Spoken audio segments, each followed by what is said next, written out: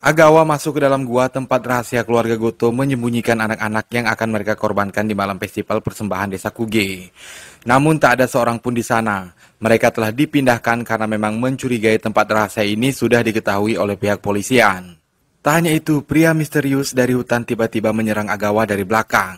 Bagaimana nasib Agawa selanjutnya? Dan akankah Mashiro menjadi korban persembahan untuk menggantikan anak laki-laki yang telah mereka persiapkan selanjutnya? Karena salah satu keluarga Goto menyamar menjadi detektif dan menembak polisi yang menjaga Yuki dan Mashiro.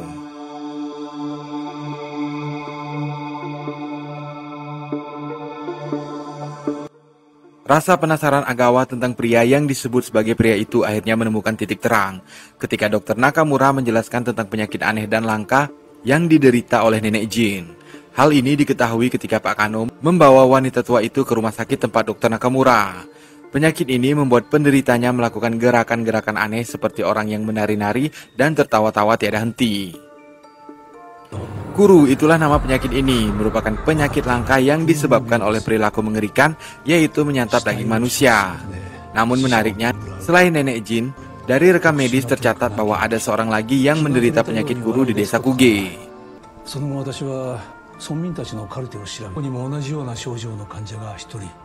Yaitu seorang anak berusia 6 tahun yang tak memiliki sertifikat kelahiran. Namun rekam medis ini tercatat pada tahun 1951, tepat setelah perang. Ketika Agawa mengaitkannya dengan pria itu, Dr. Nakamura mengatakan bahwa kemungkinan anak itu sudah mati, karena kuru adalah suatu penyakit yang fatal. Tapi begitupun jika benar anak itu masih hidup sampai sekarang, usianya mungkin sudah lebih dari 75 tahun, dan penyakit kuru yang ia derita adalah jenis varian baru yang membuatnya tetap hidup. クール病は死に至る病です。今生きている可能性はありませんよ。しかしそうでない場合、クルイ病がもしクール病とは違った形で進化していて。Kesimpulan yang bisa kita tarik di sini adalah ya, keluarga Goto makan daging manusia, entah semuanya atau sebagian dari mereka.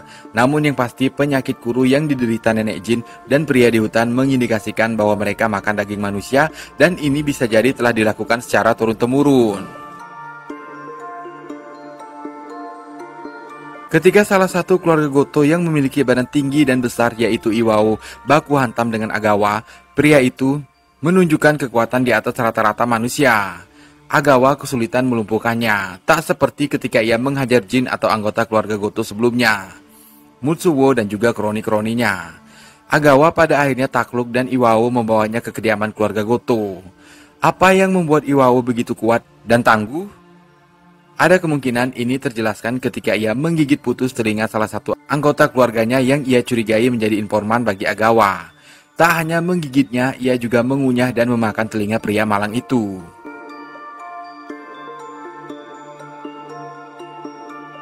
Anak nongkrong, ada sebuah kepercayaan atau mitos yang mengatakan bahwa memakan daging manusia akan membuat si kanibal menjadi lebih kuat, awet muda, dan bahkan abadi. Salah satu film thriller terbaik Indonesia juga pernah mengangkat tema ini, yaitu film Rumah Dara, di mana Dara dan anak-anaknya ditunjukkan sebagai keluarga kanibal yang awet muda meskipun mereka semua telah hidup sejak zaman penjajahan. Selain awet muda, terutama Dara ditunjukkan sebagai manusia yang sangat kuat dan sulit untuk dilumpuhkan dengan berbagai cara dan senjata.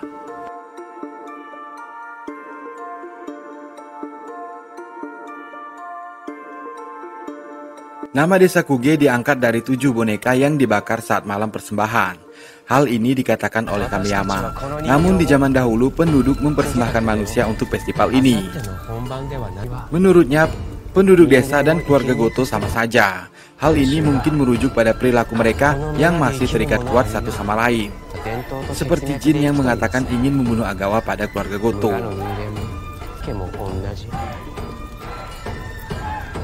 もう見とりました。あいつは危険ですよ。殺したら土下です。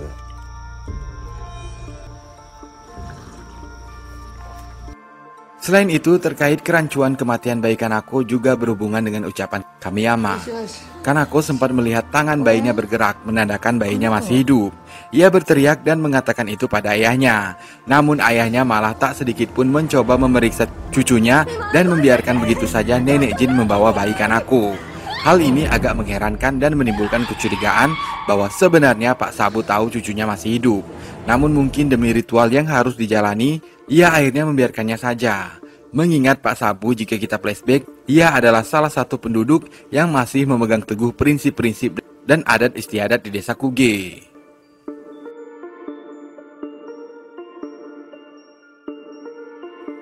Anak nongkrong bayi yang seharusnya hidup di desa Kuge sebagian besar dinyatakan mati oleh nenek Jin yang merupakan satu-satunya bidan di desa tersebut. Bayi-bayi ini kemudian ditempatkan di suatu tempat rahasia. Mereka dikurung seperti hewan dan hanya diberi makan, diurus seadanya oleh seseorang yang ditunjuk oleh keluarga Goto.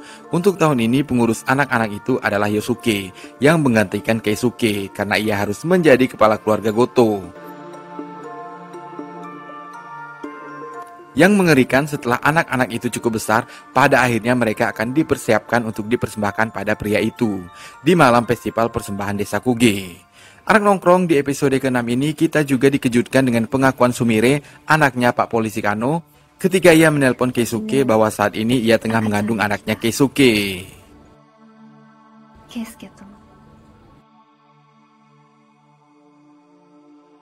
Terkait dengan tempat rahasia untuk menyimpan anak-anak, pada akhirnya Agawa berhasil memainkan triknya dengan cara menanam kecurigaan pada Iwao, mengatakan padanya bahwa ada informan atau pengkhianat di keluarga Goto, membuat pria itu was-was dan akhirnya memeriksa tempat rahasia yang ternyata berada di hutan, lebih tepatnya di sebuah gua, di mana anak-anak dikurung di sana. Hal ini kemudian dimanfaatkan Utada, mata-mata Agawa. Tempat rahasia berhasil ditemukan, menarik perhatian para polisi dan detektif. Mereka tak ingin ada anak-anak yang akan menjadi korban selanjutnya. Pada awalnya pemimpin akan meminta bantuan SIT, mungkin semacam FBI versi Jepang, karena kelompok yang akan mereka hadapi adalah kelompok berbahaya yang memiliki senjata, yaitu keluarga Goto. Namun untuk itu, tim detektif meminta Agawa untuk memujuk pria berwajah setengah agar ia mau membuka kisahnya ke publik, termasuk SIT. Karena ini bukan kasus main-main, sampai seorang polisi tewas. Dari penelusuran pohon keluarga Goto ditemukan ada salah satu anggota keluarga mereka yang hilang sekitar 18 tahun lalu, yang seharusnya menjadi kepala keluarga Goto, dialah Ai Goto. Ai Goto adalah ibu dari Keisuke dan Yosuke. 18 tahun lalu ia melakukan aksi yang sangat berani di malam persembahan. Ai menyelamatkan seorang anak dari buasnya pria itu, meskipun sedikit telat karena sebagian wajahnya telah dimangsa. Dialah pria berwajah setengah yang akhirnya menjadi anak angkat bagi Ai, dan mereka berdua pergi dari desa Kuge.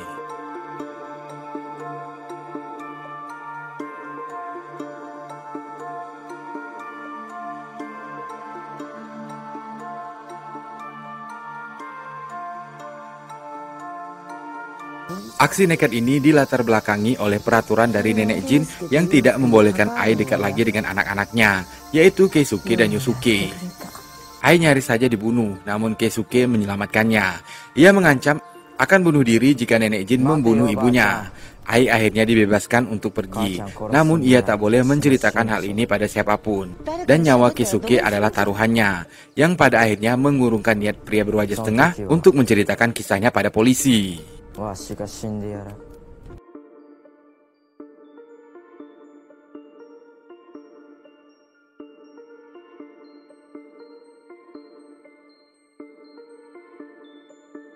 Menuju ending, sepertinya ada yang celaka nih anak nongkrong ketika rekan Agawa mempersilahkan dua detektif masuk ke kamar Yuki dan Masiro. Namun ternyata salah satu dari mereka adalah penyusup dari keluarga Goto, yaitu seorang yang mengaku dirinya Yamashita. Hal ini sebenarnya sudah mencurigakan ketika ia menjemput Sendo untuk datang ke hotel tempat Yuki dan Masiro bersembunyi. Ia tak tahu keberadaan keluarga Agawa tersebut. Ia sepertinya menembak Pak Yamabushi yang menjaga Yuki dan Masiro.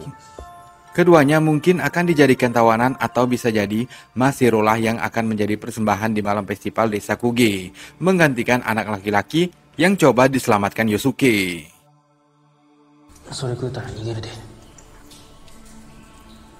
Dari sini kita bisa melihat bahwa anggota keluarga Goto itu banyak sekali dan mereka bisa melakukan apapun juga, mengetahui segala hal termasuk latar belakang Agawa. Bahkan mereka tak segan-segan membunuh siapapun yang mereka rasa mengancam keluarga Goto, seperti yang coba dilakukan Mutsuo pada Agawa. Sementara nyawa Agawa berada di ujung tanduk ketika ia masuk ke dalam gua tempat keluarga Goto menyimpan anak-anak yang disembunyikan. Sayangnya mereka sudah dipindahkan karena Iwao merasa Agawa dan pihak kepolisian telah mengetahui tempat itu. Tapi ada satu bukti kuat yang ditemukan Agawa, yaitu potongan rambut anak kecil yang ada di sana. Sayangnya pria menyeramkan itu muncul dan menyerangnya. Siapakah yang akan menyelamatkan Agawa?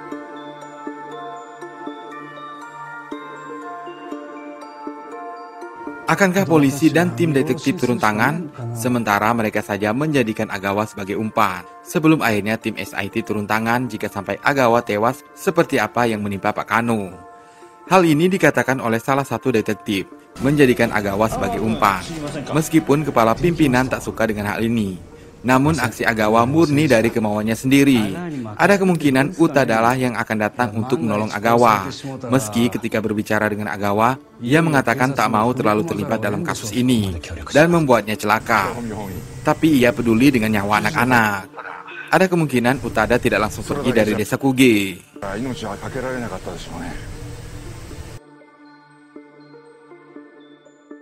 Selain Utada, harapan lainnya berada di tangan Ai Goto. Walau baginya membongkar rahasia Goto akan membahayakan nyawa anak-anaknya. Namun, tersirat ia begitu tak tega ketika anak angkatnya tampak sengsara akibat apa yang dilakukan keluarga Goto dan penduduk desa padanya. Sepertinya ia tak mau ada korban lagi dan memaksanya untuk buka suara. Alternatif lainnya ada pada Keisuke. Kamiyama sempat mengajaknya untuk menghentikan tradisi ini dan memutus mata rantai. Meskipun Keisuke menolaknya, namun sepertinya ia punya rencana lain untuk menghentikan hal ini.